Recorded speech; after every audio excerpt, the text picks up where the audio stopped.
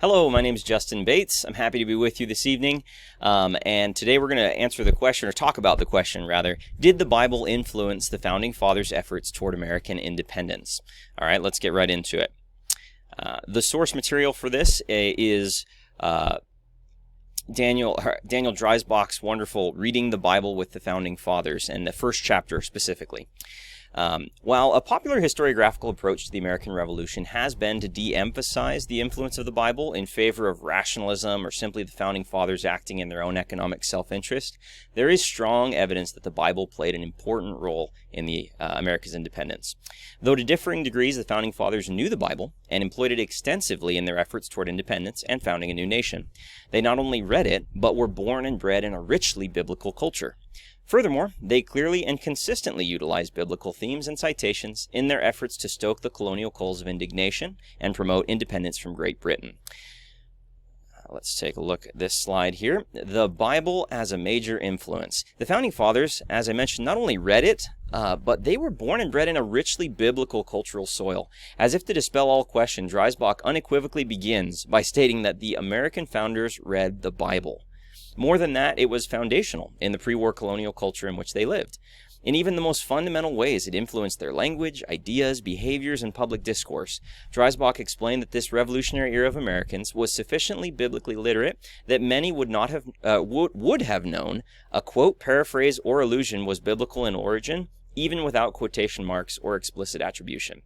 Donald Lutz, who performed a survey of American political literature, including that of the Founding Fathers, noted that their messages were filled with biblical themes, allusions, and citations. In fact, the Bible accounted for about 1 out of every 3 citations, with a special emphasis on Deuteronomy.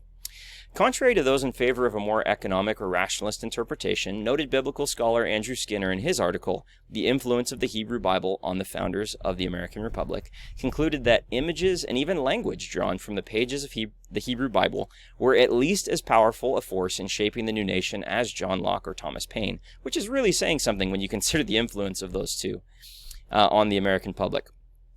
For example, it informed their view of themselves as God's chosen people. Like the enslaved Israelites in the Bible, who God ultimately delivered, the Americans saw themselves as divinely destined for freedom from their tyrannical oppressors, being Great Britain. All right. Now, to the second point, they also used the Bible as a tool. They weaponized it in their efforts to stoke these colonial coals of indignation and promote independence from Great Britain. In his Origins of American Constitutionalism, Lutz points out that a comprehensive assessment of the political literature of the war years makes it quite apparent the extent to which biblical sources used by ministers and traditional Whigs undergirded the justification for the break with Britain and the rationale for continuing the war.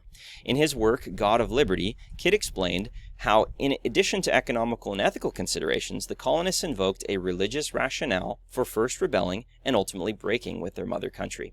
For example, by 1763, Americans viewed infringements on their liberty as having wicked origins, namely infernal, atheistical, popish powers with diabolical purposes, such as enforcing the Stamp Act. John Adams was among those who used biblical allusions to stoke the fires of liberty among his contemporaries. Kidd stated that tyranny was not just political, it was religious, and sprouted from the same malignant root, the spirit of popery and arbitrary power. Dreisbach states emphatically that the founders who fought for and secured independence from Great Britain not only read the Bible, but they also incorporated it into their political discourse. Ultimately, they would weave biblical principles and confidence into the nation's founding documents, such as the Declaration of Independence, as we see here, and the Constitution, as well as rituals, including George Washington taking the presidential oath of office with his hand on the Bible. In conclusion, while rationalism and economics clearly played a role in the Founding Fathers' motivation to break with Great Britain, it would be a mistake to discount the influence of the Bible. These men knew it and employed it extensively in their efforts toward independence and founding a new nation. They not only read it, but were surrounded in a culture saturated in biblical understanding and confidence. They clearly and consistently utilized biblical themes in their discourse. Perhaps Dreisbach said it best when he noted, "The detachment of American history from its generative biblical culture impoverishes our understanding of the American experiment in self-government." Thank you.